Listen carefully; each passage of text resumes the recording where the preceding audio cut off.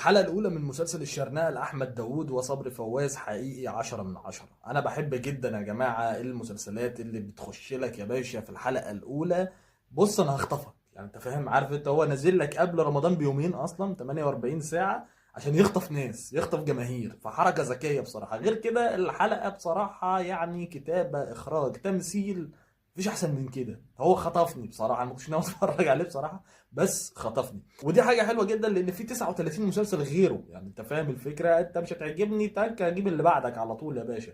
الحلقه حلوه جدا، المسلسل واضح ان هو متكلف، واضح ان هو فيه افكار، وبصراحه افكار ترندي جدا. فكره الناس اللي بتتوهم ان هي حاجه معاه فلوس وحياته حلوه وهو العكس تماما يعني، وبيهرب من ضغوطات حياته بالاوهام وبالاحلام.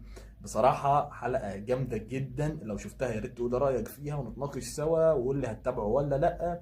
وبس كده، لو عجبك الفيديو متنساش تكتب لي كومنت واعمل لي لايك وتابعني، بنزل محتوى يومي عن التمثيل. سلام.